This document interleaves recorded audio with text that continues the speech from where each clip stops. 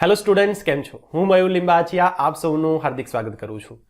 विद्यार्थी मित्रों, आज આપણે આ વિડિયો લેક્ચરની અંદર ધોરણ 11 સાયન્સ પ્રકરણ નંબર 6 જેના ઉદાહરણના દાખલા નંબર 6.8 અને 6.9 જોવા જઈ રહ્યા છીએ। તો ચલો વિદ્યાર્થી મિત્રો શરૂ કરીએ। વિદ્યાર્થી મિત્રો, દાખલાની રકમ તમને તમારી સ્ક્રીન ઉપર આપેલી છે, જેમાં કહ્યું છે કારના એક્સિડન્ટ અથડામણને તાદ્રશ્ય એટલે કે સિમ્યુલેશન કરવા માટે કારના ઉત્પાદકો જુદા જુદા સ્પ્રિંગ અચળાંકવાળી સ્પ્રિંગ સાથે કારની અથડામણનો અભ્યાસ કરે છે।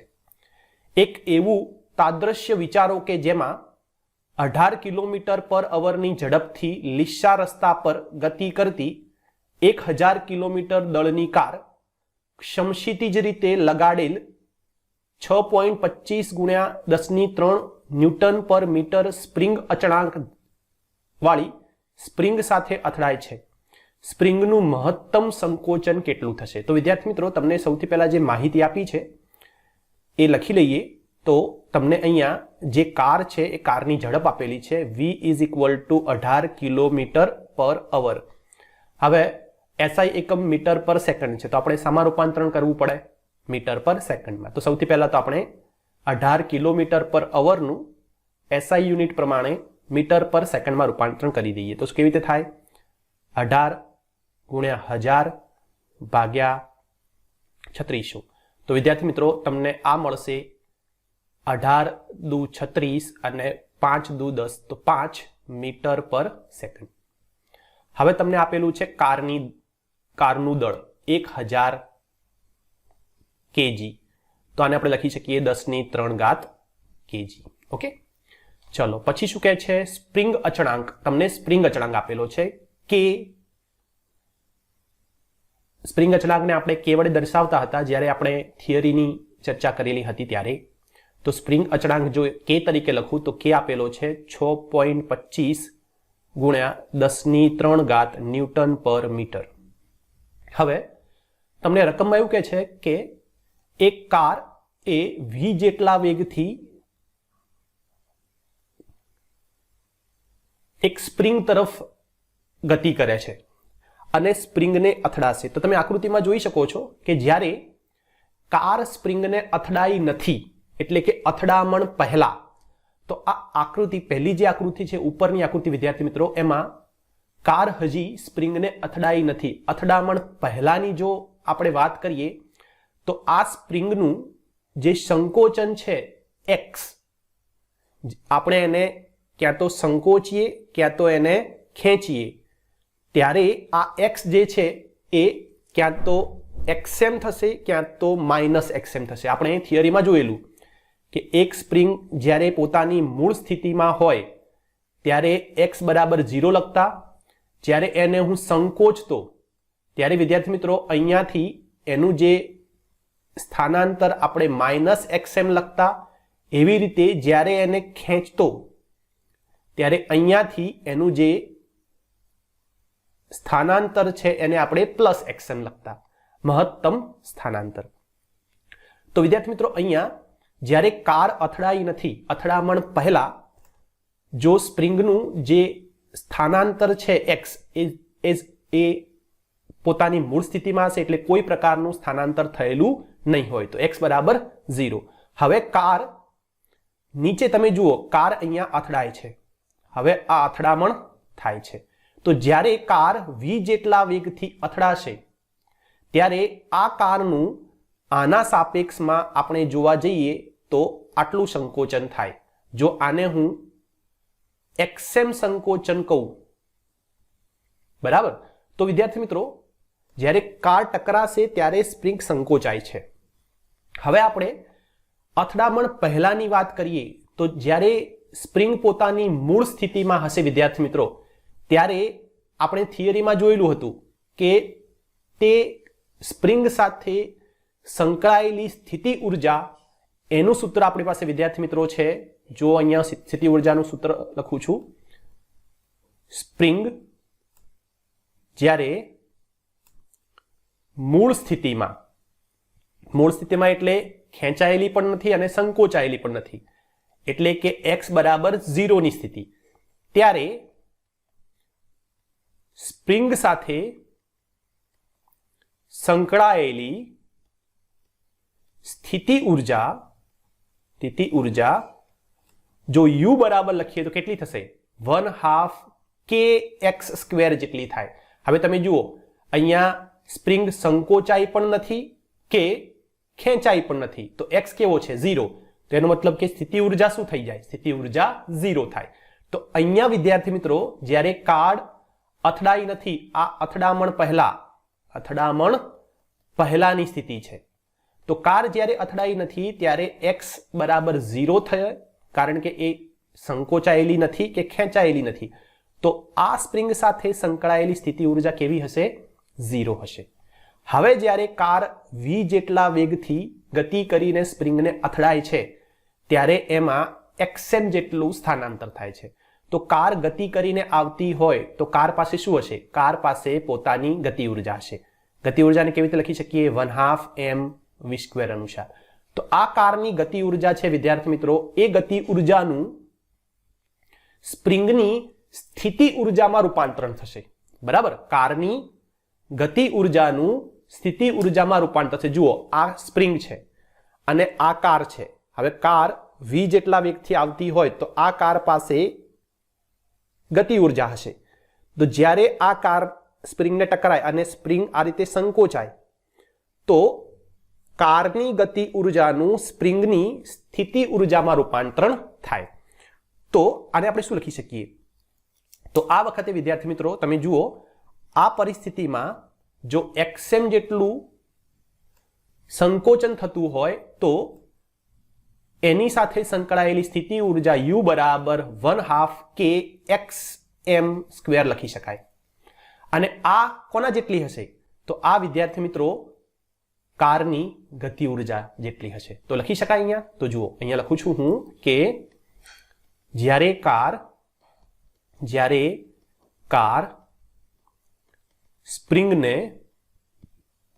અથડાશે ત્યારે કારની ગતિ ઉર્જા, જુઓ રસ્તો કેવો છે, રસ્તો લીસો છે, તો કોઈ પ્રકારનું ઘર્ષણ કારને અનુભવાશે નહીં। અને જો કારને કોઈ પ્રકારનું ઘર્ષણ ન અનુભવાય તો કારની ગતિ ઉર્જા કેવી રહે, અચળ રહે। તો જે ગતિ ઉર્જા છે, જેટલી ગતિ ઉર્જા એ જ્યારે કાર રસ્તા ઉપર ચાલે છે એટલી જ ગતિ ઉર્જા જ્યારે સ્પ્રિંગને ટકરાશે ત્યારે એને મળશે। એટલે ગતિ ઉર્જાનો અહીંયા કોઈ વચ્ચે કાર જ્યારે રસ્તામાં ચાલીને ગાડી આવતી હોય ત્યારે કોઈ જ ગતિ ઉર્જાનો નાશ થતો નથી। રસ્તો લીસો હોવાથી કારની જે ગતિ ઉર્જા છે તે સ્પ્રિંગની સ્થિતિ ઉર્જામાં રૂપાંતરણ પામશે, બરાબર। તો શું લખી શકાય, કારની ગતિ ઉર્જા k બરાબર સ્પ્રિંગની સ્થિતિ ઉર્જા u। તો આ સ્પ્રિંગની સ્થિતિ ઉર્જા અને આ કારની ગતિ ઉર્જા, બરાબર। તો કારની જે ગતિ ઉર્જા હશે બધી સામે પરિણમશે સ્પ્રિંગની સ્થિતિ ઉર્જામાં। તો આપણને આ સૂત્ર મળ્યું। હવે સ્પ્રિંગની ગતિ ઉર્જા પણ આપણને ખબર છે, કારની સ્થિતિ ઉર્જાનું સૂત્ર પણ ખબર છે। કારની ગતિ ઉર્જા શું હતી 1/2 mv², સ્પ્રિંગની સ્થિતિ ઉર્જાનું સૂત્ર શું છે 1/2 kxm²। xm² કેમ લખ્યું, કારણ કે સંકોચનની સ્થિતિમાં xm જેટલું સ્પ્રિંગ સંકોચાય છે, તો આટલી એની પાસે ગતિ ઉર્જા 1/2 kxm² લખવું પડે। તો જો અમારી પાસે સૂત્ર આવ્યું વિદ્યાર્થી મિત્રો। હવે અહીંયા 1/2 નીકળી જશે, બધી વેલ્યુ મૂકી દઉં અને kxm² ને સૂત્રનો કરતા બનાવું, કારણ કે આપણે શોધવાનું શું છે વિદ્યાર્થી મિત્રો, આપણે શોધવાનું છે સ્પ્રિંગમાં મહત્તમ સંકોચન કેટલું હશે। તમે જુઓ રકમમાં તમને આપેલું છે સ્પ્રિંગમાં મહત્તમ સંકોચન કેટલું હોય, મહત્તમ સંકોચન એટલે xm। તો તમારે વિદ્યાર્થી મિત્રો xm શોધવાનું છે। તો જુઓ xm ને સૂત્રનો કરતા બનાવું તો અહીંયા શું લખી શકાય, xm² k ક્યાં જશે ભાગાકારમાં, તો mv² / k। therefore xm = √mv² / k। ચલો હવે વેલ્યુ મૂકી દઈએ, તો xm સ્ક્વેર બરાબર અંડર રૂટ ઓફ m કેટલા છે 10⁻³ v કેટલા હતા આપણે કિલોમીટરમાંથી જ્યારે મીટરમાં ફેરવ્યા મીટર પર સેકન્ડમાં ત્યારે 5 મળ્યા m તમારી પાસે 10⁻³ છે અને k છે 6.25 ગુણ્યા 10⁻³ તો 5 નો વર્ગ ભાગ્યા 6.25 ગુણ્યા 10⁻³ તો તમે જુઓ 10⁻³ 3 તો નીકળી જશે અંદર શું વધે therefore xm is equal to under root of ઉપર 25 નીચે આવે 6.25 તે કામ કરીએ અહીંયા આપણે આ રીતે લખી શકીએ વિદ્યાર્થી મિત્રો 25 ગુણ્યા 100 ભાગ્યા 625 મેં આ શું કર્યું 0.2 જે છે ભાગ્યા 100 કરીને એને ઉપર લાવી દીધા ઓકે તો xm બરાબર વિદ્યાર્થી મિત્રો આવશે અંડર રૂટ ઓફ 4 બરાબર અને xm તમારી પાસે આવશે વિદ્યાર્થી મિત્રો 2 મીટર તો વિદ્યાર્થી મિત્રો આ થશે તમારું સંકોચન તો અહીંયા લખી શકાય સ્પ્રિંગનું સંકોચન સ્પ્રિંગનું મહત્તમ સંકોચન 2 મીટરનું છે હવે વિદ્યાર્થી મિત્રો આપણે દાખલા નંબર 6.9 તરફ જઈશું રકમ તમને સ્ક્રીન પર આપેલી છે જેમાં કહ્યું છે ઘર્ષણના અચળાંક મ્યુના 0.5 મૂલ્ય માટે ઉદાહરણ 6.8 ધ્યાનમાં લો અને સ્પ્રિંગનું મહત્તમ સંકોચન ગણો તો વિદ્યાર્થી મિત્રો દાખલા નંબર 6.8 તમને કંઈક આ રીતે વેલ્યુ આપેલી હતી જેમાં કારનું દળ તમને આપેલું હતું 10⁻³ kg ત્યારબાદ કારની ઝડપ આપેલી હતી 18 કિલોમીટર પર અવર જેને આપણે મીટર પર સેકન્ડમાં મેળવી ત્યારે 5 મીટર પર સેકન્ડ હતી અને તમને સ્પ્રિંગ અચળાંક કે આપેલો હતો 6.25 ગુણ્યા 10⁻³ ન્યૂટન પર મીટર હવે તમને કહે છે કે મ્યુ ઇઝ ઇક્વલ ટુ 0.5 હોય આગળના દાખલામાં 6.8 વિદ્યાર્થી મિત્રો તમને ઘર્ષણ નહોતું આપેલું મીન્સ જે કાર ગતિ કરે છે એ રસ્તો એકદમ લીસો હતો જેના કારણે ઘર્ષણ આપણે અવગણેલું હતું અને સાથે સાથે જ્યારે કાર એને ટકરાય છે ત્યારે જે સ્પ્રિંગમાં ઉદ્ભવતું સંકોચન છે એના કારણે સ્પ્રિંગ બળ જે લાગશે એને પણ આપણે ધ્યાનમાં નહોતું લીધેલું પરંતુ હવે અહીંયા તમને ઘર્ષણ આપેલું છે બરાબર એટલે કે ઘર્ષણ અચળાંક આપેલો છે મતલબ કે ઘર્ષણ ત્યાં હાજર છે તો વિદ્યાર્થી મિત્રો ઘર્ષણ જ્યારે હાજર હોય ત્યારે હવે જે સ્પ્રિંગનું મહત્તમ સંકોચન આપણે xm જે શોધેલું હતું અથવા xm આપણે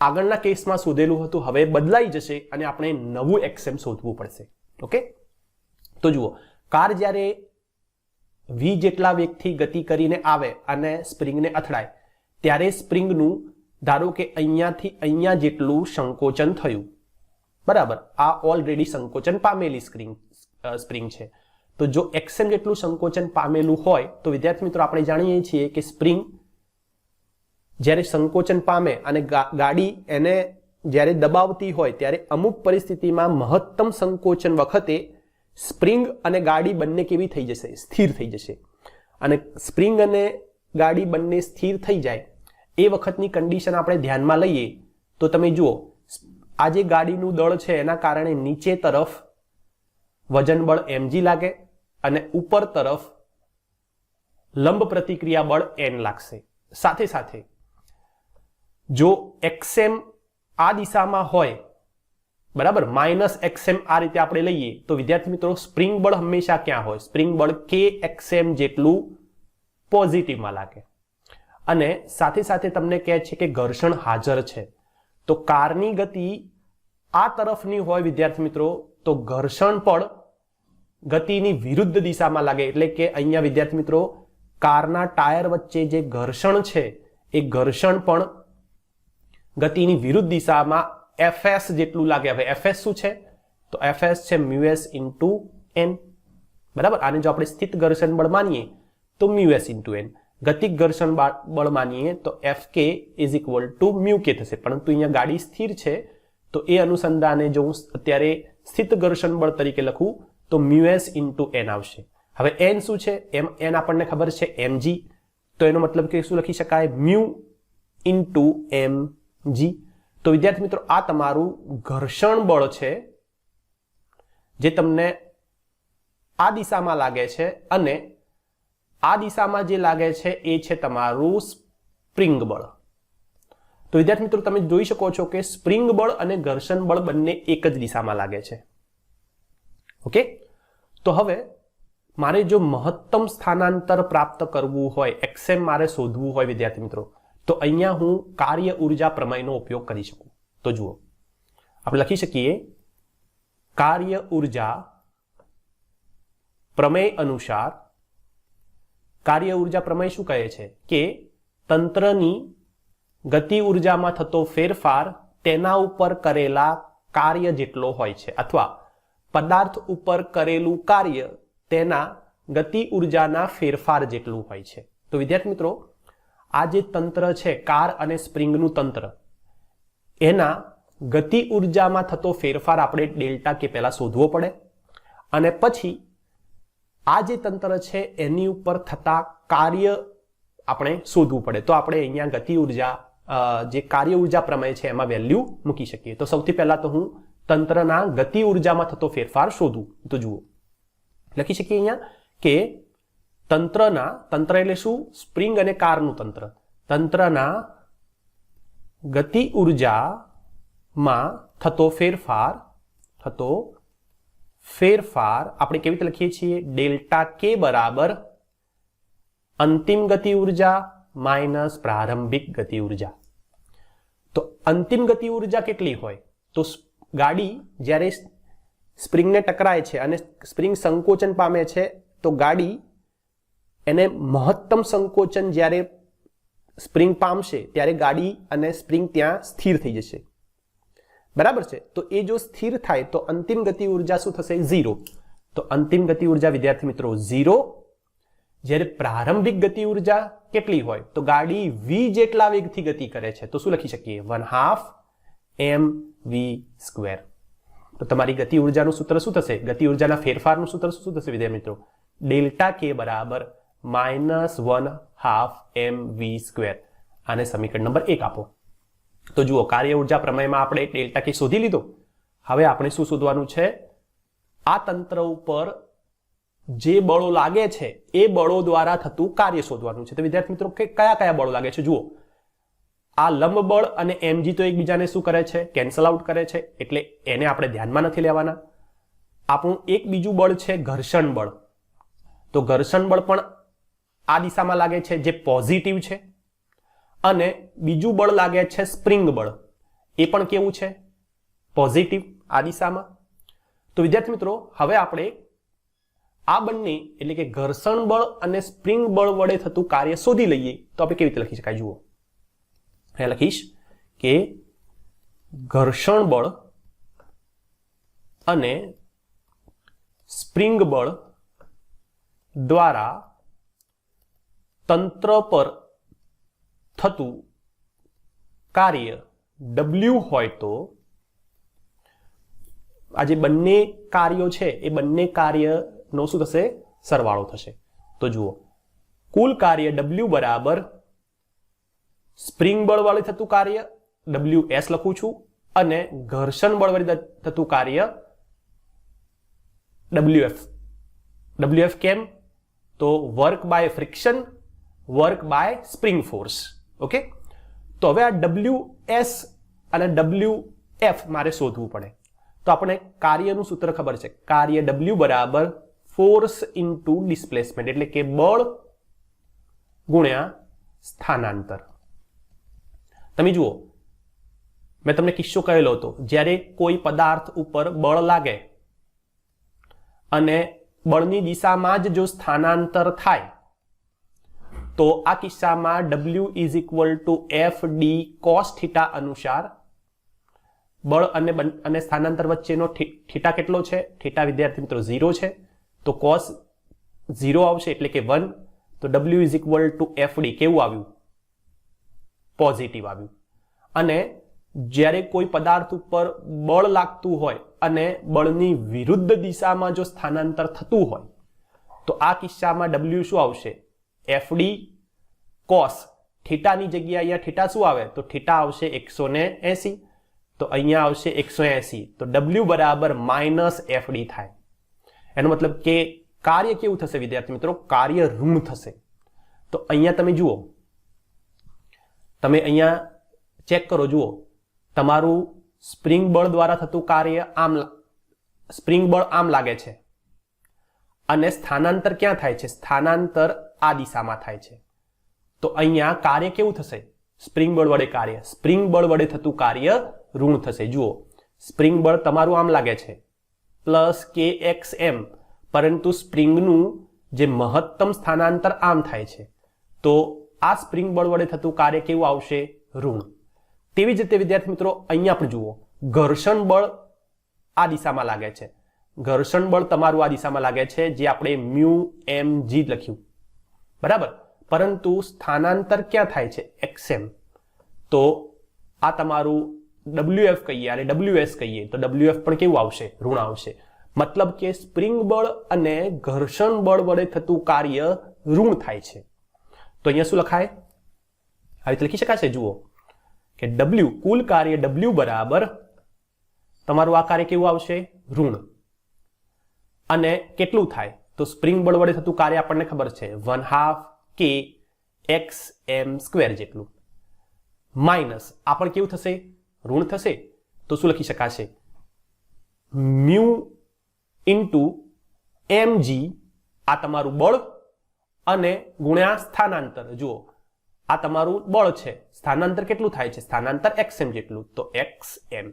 ઓકે, તો આ વિદ્યાર્થી મિત્રો તમારું તંત્ર પર સ્પ્રિંગ બળ વડે થતું કાર્ય અને ઘર્ષણ બળ વડે થતું કાર્ય છે. આને વિદ્યાર્થી મિત્રો આપણે સમીકરણ નંબર 2 આપી દઈએ.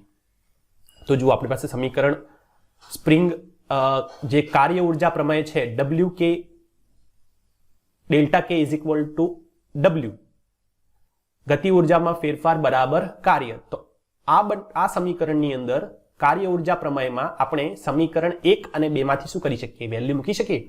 તો આ રીતે લખી શકું, સમીકરણ 1 અને 2 ને સરખાવીશું તો શું થશે?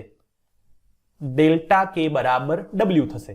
ડેલ્ટા K આપણી પાસે છે -1/2 mv², W પણ છે આપણી પાસે -1/2 KXM² minus mu mg XM. તો તમે જુઓ માઇનસ માઇનસ નીકળી જશે, તો ધેરફોર શું લખી શકીએ? 1/2 mv² બરાબર 1/2 KXM² plus mu mg XM. તો વિદ્યાર્થી મિત્રો આને આપણે આ સાઈડ લાવી દઈએ તો શું થશે? ધેરફોર હવે જુઓ આને હું શું કરું છું, પહેલા જે 2 છે એનો લસા લઈ લઉં છું. તો આવી લખી શકાય 1/2 mv² બરાબર KXM² plus 2 mu mg XM ભાગ્યા 2. તો તમે જુઓ 2 નીકળી જશે, તો શું લખી શકાય વિદ્યાર્થી મિત્રો?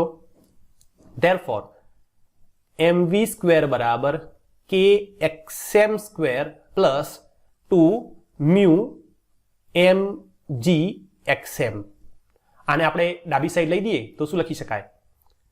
mv² minus KXM² minus 2 mu mg XM is equal two 0. તો આને આપણે આવી રીતે લખી શકીએ.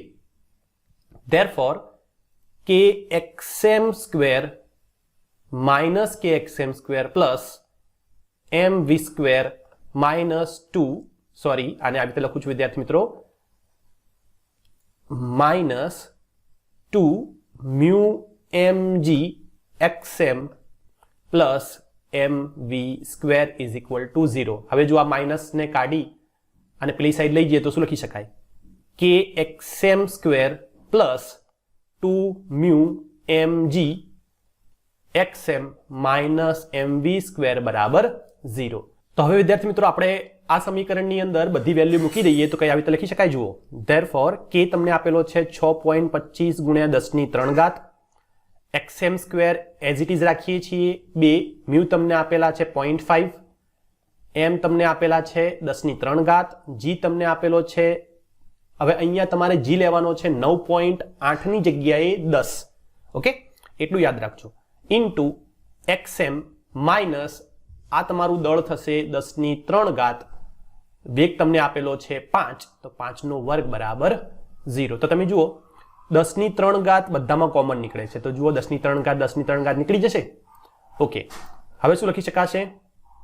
તો 6.25 xm² પ્લસ આ બંનેનો ગુણાકાર કરીએ તો 1 થઈ જશે, ઇન્ટુ 10 xm માઇનસ 5 ગુણ્યા 5 એટલે કે 25, બરાબર. તો આપણે 25 ઇઝ ઇક્વલ ટુ 0. હવે તમે જુઓ આમાંથી વિદ્યાર્થી મિત્રો આપણે 5 કોમન કાઢી શકીએ. જો 5 કોમન કાઢું તો શું થશે? 1.25 xm² વત્તા આમાંથી 5 કોમન કાઢું તો 2xm અને આમાંથી 5 કોમન કાઢું તો 5 ઇઝ ઇક્વલ ટુ 0. તો તમે જુઓ આને આપણે કોની સાથે સરખાવી શકીએ? આને આપણે સરખાવી શકીએ ax² plus bx plus minus c is equal two 0 સાથે. તો તમે જુઓ આની સાથે સરખાવો તો તમને a શું મળે? a બરાબર મળશે 1.25, b વિદ્યાર્થી મિત્રો તમને મળે 2 અને c મળશે -5. તો આવું જ્યારે સૂત્ર હોય ત્યારે વિદ્યાર્થી મિત્રો આવા પદનું આપણે સોલ્યુશન કરીએ છીએ -b plus or minus √(b² -4ac ભાગ્યા 2a અનુસાર. તો આની ઉપરથી આપણને આના બે જવાબો મળે, -b પ્લસ √(b² -4ac ભાગ્યા 2a અને બીજું મળશે -b માઇનસ √(b² -4ac ભાગ્યા 2a. તો વિદ્યાર્થી મિત્રો આ તમને બે, આ જે આપણું સમીકરણ છે આ સમીકરણના આ રીતે તમને બે જવાબો મળશે. તો ચલો આમાં વેલ્યુ મૂકી દઈએ. આ કેટલા છે? b કેટલા છે? 2, તો -2 પ્લસ √(2² 4 -4 એ તમારી પાસે કેટલા છે? 1.25 ગુણ્યા c તમારી પાસે છે -5 ડિવાઈડ બાય 2 ઇન્ટુ 1.25. ઓકે, તો વિદ્યાર્થી મિત્રો આને હું એઝ ઇટ ઇઝ રાખું છું, કેમ કે આની જે સોલ્યુશન કરીશું એ જ અહીંયા આવવાનું છે, ફક્ત વચ્ચે શું આવે છે? માઇનસ ચિહ્ન. તો અહીંયા બીજી વાર એને લખતો નથી. ઓકે, તો જુઓ આનું જ્યારે સોલ્યુશન કરીશ ત્યારે વિદ્યાર્થી મિત્રો આવશે -2 પ્લસ આનું સોલ્યુશન આવે છે વિદ્યાર્થી મિત્રો 5.38 અને નીચે આવશે 2.5. તો અહીંયા શું લખી શકાય? -2 માઇનસ 5.38 ભાગ્યા 2.5. તો વિદ્યાર્થી મિત્રો જ્યારે આપણે આ બંને પદોના સોલ્યુશન કરીશું ત્યારે વિદ્યાર્થી મિત્રો મને મળશે, આનો જવાબ મળશે 1.35 અને વિદ્યાર્થી મિત્રો આનો જવાબ મળશે 2.95. તો તમે જુઓ આ માઇનસ તમારો જવાબ નહીં આવે તો તમારો જવાબ શું આવશે? 1.35. એનો મતલબ કે xm નું આપણને વેલ્યુ મળે 1.35 મીટર. ઓકે, તો જ્યારે મેં આ જે આને ચલો સમીકરણ નંબર 3 આપી દો, તો સમીકરણ 3 નું મેં જ્યારે આના અનુસંધાને સોલ્યુશન કર્યું તો આપણને બે પદો મળ્યા. એમાં આ તો માઇનસ છે એટલા માટે આ નીકળી જશે, પ્લસ તમારો આવશે 1.35 મીટર. હવે વિદ્યાર્થી મિત્રો તમને બુકની અંદર તમે દાખલો જોશો તો તમને આ દાખલાની નીચે યાંત્રિક ઉર્જાનું સંરક્ષણ કેવી રીતે થાય છે એ સમજાયેલું છે. તો એકચ્યુઅલી દાખલો અહીંયા પૂરો થઈ જાય છે, પરંતુ જો તમને યાંત્રિક ઉર્જાનું સંરક્ષણ કેવી રીતે થાય છે એ સમજવું હોય, બરાબર છે, તો આગળનો તમારે જે બુકમાં આપેલું છે એ સમજવું પડે, એ તમારે ત્યાં એને લખવું પડશે, બરાબર. પણ દાખલામાં આટલે સુધી લખો તો પણ તમને પૂરા માર્ક્સ મળી જાય. તો હું તમને યાંત્રિક ઉર્જાનું જે આપણો આ કિસ્સો છે, સ્પ્રિંગને જ્યારે કાર ટકરાશે અને સ્પ્રિંગ સંકોચન પામશે અને જો ઘર્ષણ હાજર છે એ વખતનો કિસ્સો લઈએ તો આખા કિસ્સાની અંદર યાંત્રિક ઉર્જાનું સંરક્ષણ કેવી રીતે થાય છે આપણે હવે એ સમજીશું. તો જુઓ, અહીંયા આપણી પાસે આ સ્પ્રિંગ છે એનું સંકોચન થયું વિદ્યાર્થી મિત્રો, અને આપણી કાર આ રીતે આવીને અહીંયા ટકરાઈ છે. ઓકે, તો આ વખતે વિદ્યાર્થી મિત્રો જો આપણે આખા તંત્રની યાંત્રિક ઉર્જાના સંરક્ષણ વિશે સમજવું હોય તો આ તંત્ર ઉપર જે બાહ્ય બળો લાગે છે એ બાહ્ય બળો સ્પ્રિંગ બળ આ રીતે લાગતું હતું, જે આપણે લખ્યું હતું પ્લસ કે એક્સએમ, અને ઘર્ષણ બળ પણ આ જ દિશામાં લાગતું હતું, જે આપણે લખ્યું હતું મ્યુ એમ જી. તો આ છે તમારું સ્પ્રિંગ બળ અને આ છે ઘર્ષણ બળ. તો વિદ્યાર્થી મિત્રો આ તંત્ર ઉપર આ જે બળો લાગે છે એ બળો આપણે જો બે ભાગમાં વિભાજિત કરીએ એટલે કે સંરક્ષી બળ અને અસંરક્ષી બળ, તો અહીંયા તંત્ર પર લાગતા બળો જો સંરક્ષી બળ, જેને આપણે શું કહીશું એફસી એટલે કન્ઝર્વેટિવ એટલે સંરક્ષણ, કન્ઝર્વેટિવ ફોર્સ, અને બીજું અસંરક્ષી બળ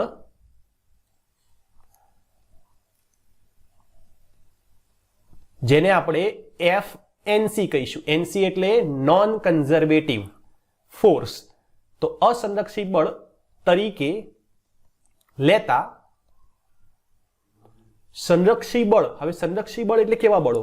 તો આપણે જ્યારે મેં તમને થિયરી ચલાવી ત્યારે મેં તમને સમજાવ્યું હતું કે જે બળ દ્વારા થતું કાર્ય ફક્ત પ્રારંભિક સ્થાન અને અંતિમ સ્થાન ઉપર આધારિત હોય તેવા બળને શું કહેવામાં આવે છે?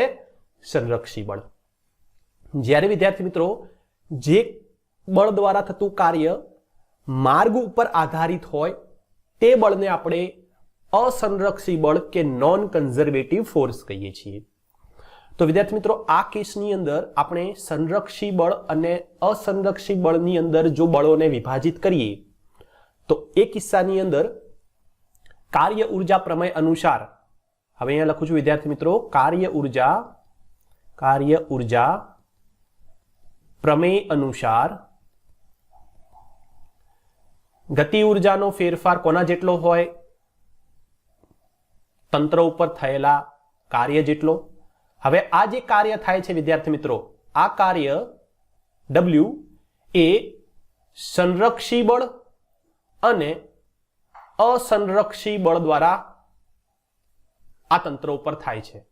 જો હવે આપણું જે સ્પ્રિંગ બળ છે એ સ્પ્રિંગ બળના કારણે તમે જ્યારે આ સ્પ્રિંગ સંકોચાશે, એક્સએમ જેટલી સંકોચાય વિદ્યાર્થી મિત્રો, ત્યારે મેં તમને કહ્યું કે આ સ્પ્રિંગની સ્થિતિ ઉર્જા U -1/2 કે એક્સએમ સ્ક્વેર જેટલી હશે. બરાબર? તો આ વિદ્યાર્થી મિત્રો આ જે સ્થિતિ ઉર્જા છે એ સ્થિતિ ઉર્જા ફક્ત પ્રારંભિક અને અંતિમ સ્થાન ઉપર જ આધારિત છે. તો એનો મતલબ શું થાય વિદ્યાર્થી મિત્રો કે તમારું જે સ્પ્રિંગ બળ છે, આ સ્પ્રિંગ બળ એ સ્પ્રિંગ બળ સંરક્ષી પ્રકારનું, અને આ જે ઘર્ષણ બળ છે વિદ્યાર્થી મિત્રો એ અસંરક્ષી. તો તમે જુઓ સંરક્ષી બળમાં શું આવશે? સ્પ્રિંગ બળ, અને અસંરક્ષી બળમાં આવશે વિદ્યાર્થી મિત્રો ઘર્ષણ બળ. તો તંત્ર ઉપર થતું કુલ કાર્ય આપણે કેવી રીતે લખી શકીએ? તો આવી રીતે લખી શકાય ધેરફોર ડેલ્ટા કે બરાબર કાર્ય શું છે? કાર્ય બળ ગુણ્યા સ્થાનાંતર. તો આવી રીતે લખી શકું ધેરફોર ડેલ્ટા કે બરાબર F delta x. Delta x શું છે? સ્થાનાંતર, સ્થાનમાં થતો ફેરફાર. તો હવે આ જે બળ છે એ બળ આપણે કેટલા પ્રકારના જોયા? સંરક્ષી અને અસંરક્ષી બળ. તો આને આવી રીતે લખી શકું ધેરફોર ડેલ્ટા કે બરાબર એફસી પ્લસ એફએનસી. તમે જુઓ સંરક્ષીને આપણે શું કહ્યું? એફસી. અહીંયા જુઓ સંરક્ષણને આપણે શું નામ આપ્યું? એફસી. અને અસંરક્ષીને શું નામ આપ્યું? એફએનસી. તો જે કાર્ય થાય છે એ કયા બળો દ્વારા થાય છે? સ્પ્રિંગ બળ જે સંરક્ષી બળ છે, ઘર્ષણ બળ જે અસંરક્ષી બળ છે. તો સ્પ્રિંગ બળ, સંરક્ષી બળ, ઘર્ષણ બળ, અસંરક્ષી બળ બંનેનો સરવાળો ગુણ્યા સ્થાનાંતર. તો વિદ્યાર્થી મિત્રો આ કેસની અંદર તમારી પાસે ડેલ્ટા કે બરાબર FC plus FNC delta x અહીંયા સૂત્ર મળે છે. હવે આ કેસની અંદર હું ડેલ્ટા એક્સ ને અંદર લઈ લઉં છું, બરાબર? તો ડેલ્ટા કે બરાબર FC delta X plus FNC delta X. Okay, તો હવે આ જે એફસી ડેલ્ટા એક્સ છે એને હું ડાબી સાઈડ લઈ જઉં છું. તો શું લખી શકાય? એફએનસી ડેલ્ટા એક્સ બરાબર ડેલ્ટા કે માઇનસ એફસી ડેલ્ટા એક્સ. આપણું આ એફસી શું છે? એફસી છે વિદ્યાર્થી મિત્રો સ્પ્રિંગ બળ જે સંરક્ષી છે. અને મેં તમને હમણાં જ કહ્યું આ સંરક્ષી બળ શામાં પરિણમે છે? સ્થિતિ ઉર્જા. તો આપણી સ્થિતિ ઉર્જા, આ જો સ્થિતિ ઉર્જા હોય તો સ્થિતિ ઉર્જા કેવી હતી? સ્થિતિ ઉર્જા વિદ્યાર્થી મિત્રો ઋણ છે. જુઓ આપણે સ્થિતિ ઉર્જા કેવી મળી? U is equal two -1/2 kxm². તો તમે જુઓ અહીંયા આને શું લખી શકાય? ધેરફોર ડેલ્ટા કે, તો આને વિદ્યાર્થી મિત્રો દર્શાવીશું માઇનસ ડેલ્ટા યુ. બરાબર? આ શું છે? સ્થિતિ ઉર્જા. તો માઇનસ યુ ની જગ્યાએ મેં શું લખ્યું છે અહીંયા કે ડેલ્ટા કે છે, તો આપણે શું લખીશું? Delta U. તો હવે આ શું થશે? Delta K plus delta U is equal to FNC delta X. FNC delta X. Therefore શું લખી શકાય વિદ્યાર્થી મિત્રો? જુઓ આ ડેલ્ટા કે અને ડેલ્ટા ઈ યાંત્રિક ઉર્જા શું છે? ગતિ ઉર્જા અને સ્થિતિ ઉર્જાનો સરવાળો. તો આને આપણે શું લખી શકીએ? ડેલ્ટા ઈ લખી શકાય. તો વિદ્યાર્થી મિત્રો આ થશે એફએનસી ડેલ્ટા એક્સ. હવે તમે જુઓ આ બળ અને આ સ્થાનાંતર છે. તો બળ અને સ્થાનાંતરનો મતલબ શું થાય? કાર્ય. તો આપણે લખી શકીએ WNC is equal to delta E. તો આ તમારું વિદ્યાર્થી મિત્રો સૂત્ર મળશે. હવે આ સૂત્ર શું સમજાવે છે? કે જે કાર્ય છે એ કાર્ય કોના દ્વારા થાય છે? કાર્ય અસંરક્ષી બળ દ્વારા થાય છે. અહીંયા લખું છું બાજુમાં WNC બરાબર અસંરક્ષી બળ દ્વારા થતું કાર્ય.